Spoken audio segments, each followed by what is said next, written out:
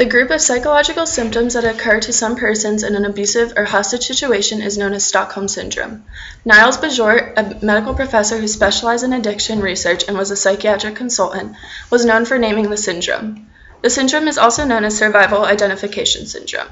It is considered an intense reaction to a frightening situation, which usually results from bonding with the abuser or captive.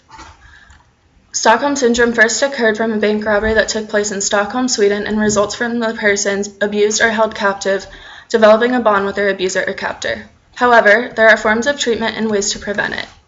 First, the syndrome is named from a bank robbery that took place in Stockholm, Sweden on August 23, 1973. Two robbers took 3 female and 1 male employees into the vault and held them hostage for 6 days.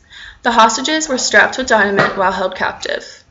They were finally rescued on August 28, 1973. Knowing the hostages were abused and threatened, people expected them to be terrified of the robbers. However, the hostages showed surprising behavior when they were rescued. Not only did they show positive feelings toward the robbers, but they feared the police who rescued them. They saw the law enforcement as the enemy rather than their captor. Other major known cases of Stockholm Syndrome are Patty Hearst, who was kidnapped by revolutionary militants, and Natasha Kampusch, who was kidnapped and held in a basement for 10 years. Second, the persons being abused or held captive develop a bond with their abuser or captor, which results in Stockholm Syndrome. There are 3 factors that have to occur in order for the syndrome to take place.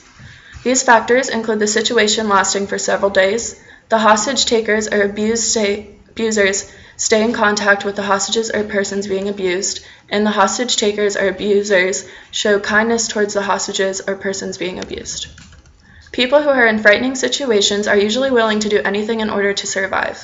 The bonding with the captor or abuser is the captive's or abused form of survival.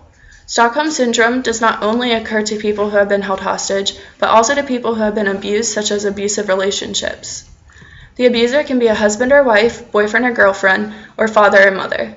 Any role where a person is in position of control or authority can be considered an abuser. The victims will support, love, and defend their abusers. Many times, they will fail to press charges against their abuser or leave their abuser. Third, there are forms of treatment and even ways to prevent Stockholm Syndrome. People who develop the syndrome show symptoms of insomnia, nightmares, general irritability, difficulty concentrating, being easily startled, feelings of unreality or confusion, inability to enjoy previously pleasurable experiences, increased distrust of others, and flashbacks. While developing the syndrome is rare, people should still know the ways to prevent and get treated for it. A way to prevent it include furthering the development of crisis intervention skills of law enforcement. Another way to prevent the syndrome is developing strategies to prevent kidnapping, hostage-taking incidents, and abusive relationships. Treatment for Stockholm Syndrome is the same as treatment for PTSD or post-traumatic stress disorder. For short-term syndromes, a combination of medicines is given, such as those for sleep disturbances. People who have more long-term symptoms are given a combination of medicines as well as psychotherapy.